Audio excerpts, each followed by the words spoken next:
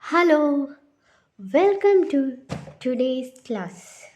Here we are going to learn about hypothesis testing in quantitative techniques. Quantitative techniques are very useful for decision making. Let's explore the methodologies of hypothesis testing, including one sample and two sample tests, errors, and applications. General methodology of hypothesis testing. Hypothesis testing is a systematic method used to evaluate two competing hypotheses about a population parameter. That is, there will be two hypotheses. Let's denote it as H0 and H1. That is the null hypothesis and alternate hypothesis, respectively. The null hypothesis will be the opposite of alternate hypothesis. It involves collecting data, calculating a test statistic, and making a decision to either reject or fail to reject the null hypothesis based on the predetermined significance level. There are one and two sample tests. One sample test are used when comparing a sample mean to a non-population mean, while two sample tests compare the means of two independent samples. Each test serves to determine if there is a statistically significant difference between the means essential for making informed decisions. So, in one sample test, one side the comparison is between one sample and the population. In two sample tests, there are two samples. The comparison is between the two independent samples. One and two tailed test. One tailed test assesses the direction of the effect, greater than or less than, whereas two-tailed tests evaluate whether there is any significant difference in either direction. The choice between these tests impact the interpretation of results and the conclusions drawn. In one-tailed test, there is the symbol greater than or less than, increasing or decreasing, promote or demote. These are the words indicating one-tailed test. Whereas equal to symbol equality, the testing of equality signifies two-tailed test. Type 1 errors. A type 1 error occurs when a true null hypothesis is incorrectly rejected, often associated with the significant level alpha. Understanding the implications of type 1 error is crucial in minimizing false positive hypothesis testing. What is type 1 error? Type 1 error is committed by rejecting null hypothesis even when it is true. Okay, now type 1 error is rejecting the null hypothesis even when it is true. Then what are type 2 errors? It is the opposite. That is, it is accepting the null hypothesis when it was false.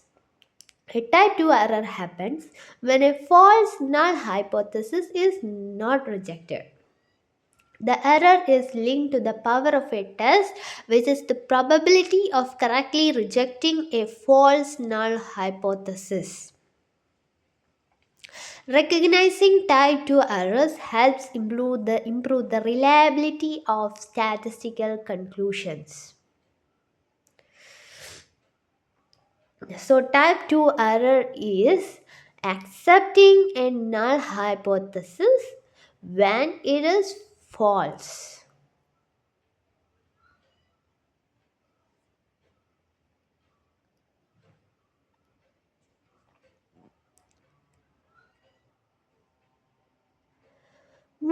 sample test. Let's dive into the fundamentals of one sample test. Hypothesis testing of means non population standard deviation.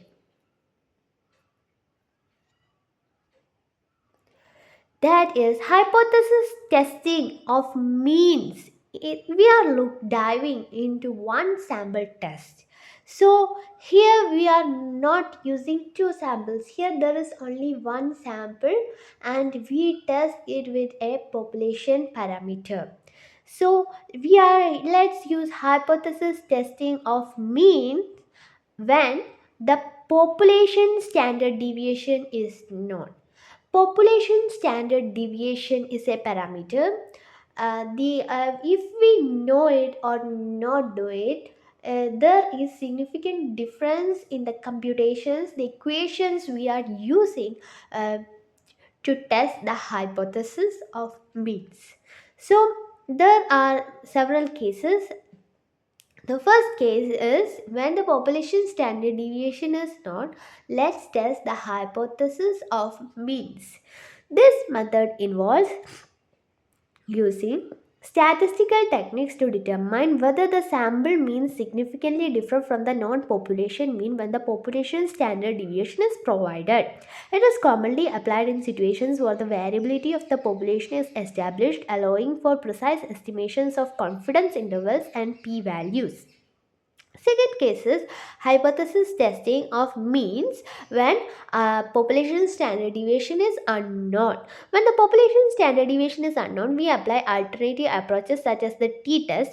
The test evaluates whether the sample mean is significantly different from the hypothesis population mean using the sample standard deviation instead. So when the population standard deviation is not known, we use sample standard deviation. Okay. It is particularly useful in research scenarios when sample sizes are small and the population parameters are not fully known. Third case is hypothesis test concerning proportions. Hypothesis test can also be applied to assess proportions, which is essential for analyzing categorical data. This involves determining whether the proportion of a sample significantly deviates from a non-population proportion. These tests are vital in fields such as social sciences and market research, where understanding the prevalence of certain traits or behaviors is crucial.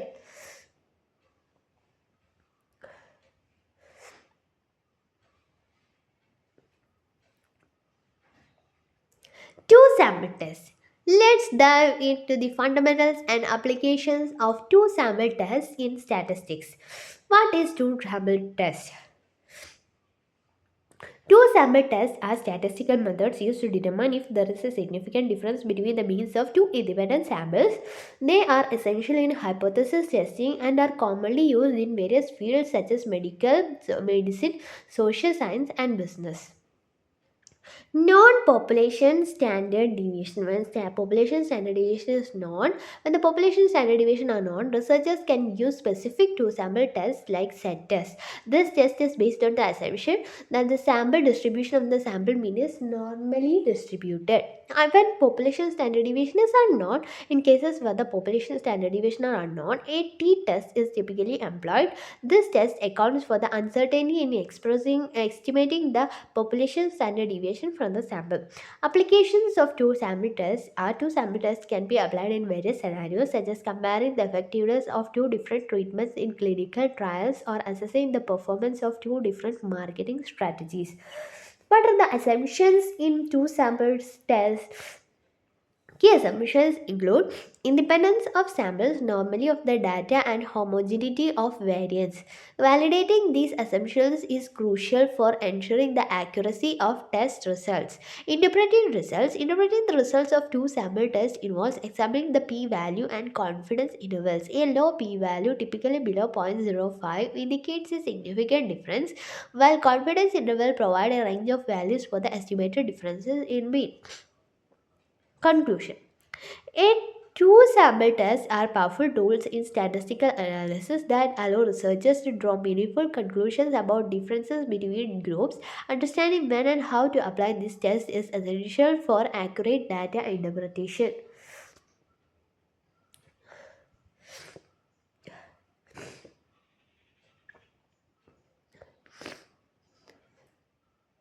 Matched sample inferences about difference between two means of matched samples. Matched samples involve pairing subjects based on specific characteristics, allowing for more controlled comparisons in experiments. This method reduces variability and enhances the validity of the results.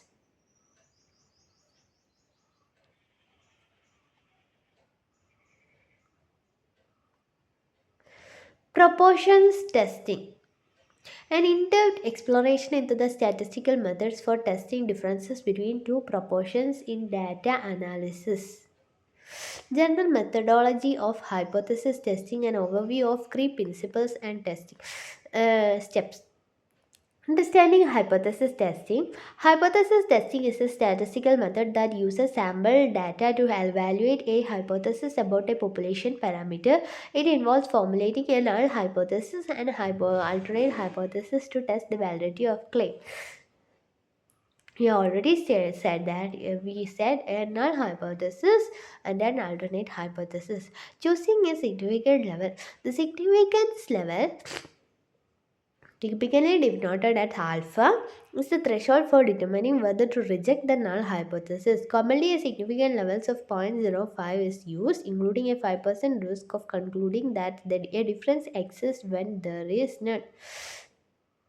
Collecting data. Data collection is a crucial step in hypothesis testing. Researchers must ensure that the data is collected in a methodologically sound manner to avoid biases, inaccuracies which can affect the outcome of the test. Performing the test. Once data is collected, the next step is to perform the hypothesis test. This involves calculating a test statistic which measures how far the sample statistic is from the null hypothesis. Common tests include t-test and chi-square test. Making a decision. After calculating the test statistic, researchers compare it to critical values based on the significant level. If the test statistic falls into the critical region, the null hypothesis is rejected in favor of the alternate hypothesis.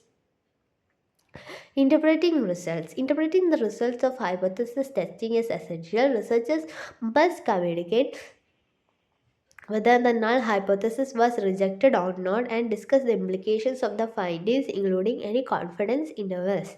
Reporting findings. Finally, it is important to report findings transparently. This includes not only stating whether the null hypothesis was rejected, but also providing context, discussing limitations of the study, and suggesting area for future research.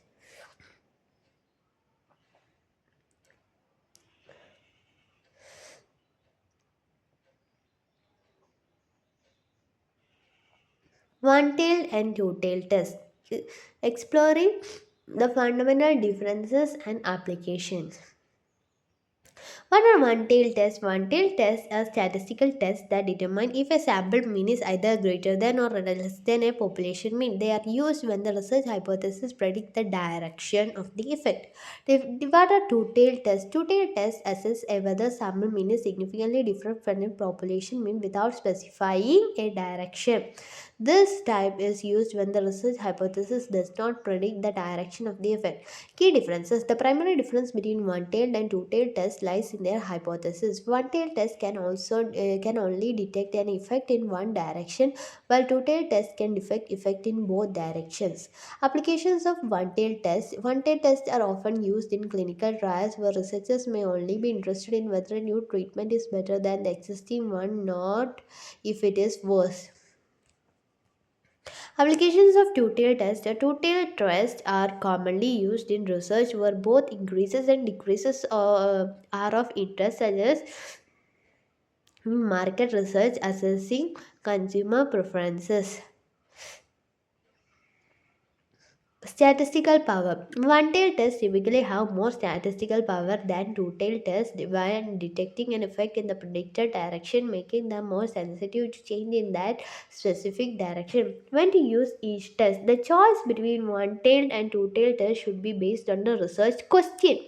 If the hypothesis suggests a specific direction, a one-tailed test is appropriate. Otherwise, a two-tailed test is recommended. So, whether to use one-tailed test or two-tailed test is purely depend upon the question.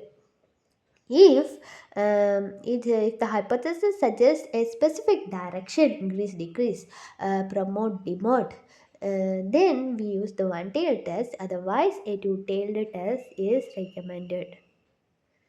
Okay. Errors in hypothesis testing. Let's look deep into type 1 and type 2 errors. Type 1 error occurs when the true hypothesis is incorrectly rejected. This means that the test indicates a significant effect or difference when none exists. It is often denoted by alpha, which is the probability of making this error. For instance, in a clinical trial, if a new drug is found to be effective when it actually is not, this could lead to unnecessary treatments and potential side effects for patients. Type 2 error. A type 2 error happens when a false null hypothesis is not rejected. This implies that the test fails to detect an effect or a difference that truly exists. It is represented by the beta level, which is the probability of making the error. An example could be a scenario where a test fails to identify a new drug's effectiveness, leading to its rejection and missing out on a beneficial treatment option for patients. Balancing errors. In hypothesis testing, there is common a trade-off between type 1 and type 2 errors. Reducing the risk of one typically increases the risk of other. Researchers must decide on an acceptable level of significance and power for the test, which requires careful consideration of the consequences of each type of error in specific context. Implications of type 2 error. Type 1 error. The implications of type 1 error can be severe, especially in fields such as medicine or public health. For example, declaring a drug effective when it does not lead to harmful consequences for patients who undergo unnecessary treatments based on false positives. Implications of type 2 error. Type 2 error can also have significant implications. For instance, if a promising treatment is dismissed as ineffective, patients may miss out on beneficial therapies. This can hinder advancements in medical research and treatment options.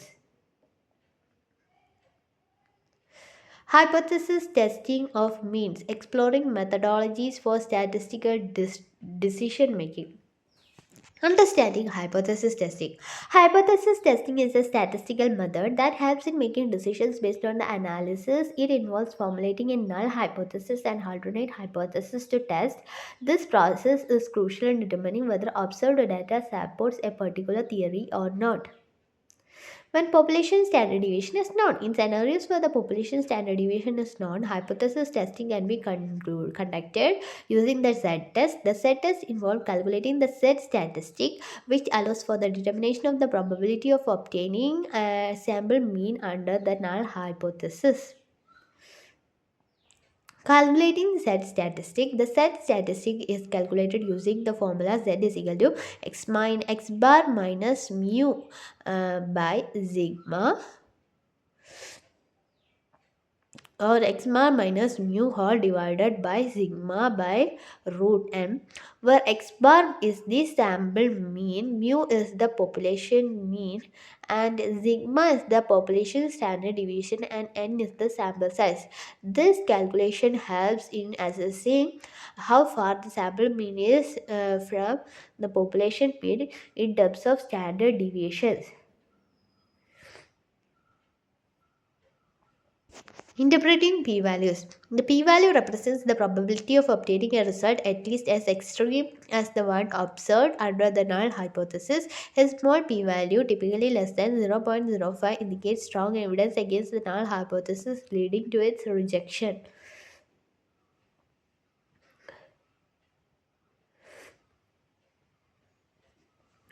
When population standard deviation is not known. In situations where the population standard deviation is not known, the t-test is utilized instead of z-test.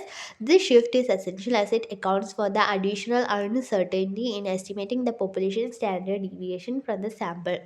Calculating t statistic. The t statistic is computed using a similar formula to the set statistic but replace the population standard deviation with the sample standard deviation. The formula is t is equal to x minus mu whole divided by s divided by root n, whereas is the sample standard deviation. Degrees of freedom in t-test. Degrees of freedom df in a t-test are calculated as n minus 1, where n is the sample size. The parameter is critical as it includes the shape of the t distribution and affects the critical value needed for hypothesis testing. Comparing set test and t-test. While both tests serve the purpose of hypothesis testing, the set test is appropriate for larger samples and greater than 30 or non-population standard deviation. Whereas t-test is more suitable for smaller samples and less than or equal to 30 or unknown population standard deviation. So, when is set test used? Set test is used when it is large population, that is n is greater than 30, or when the population standard deviation is not. Set test is used. So, when is t-test is used? T-test is used when the sample is small, that is n less than or equal to 30, or when the population standard deviation is not known.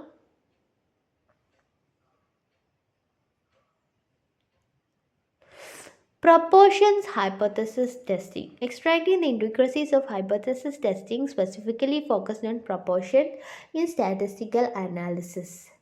Thank you. Thanks for your viewing. I'm very thankful that you have for your patient attention. Thank you very much.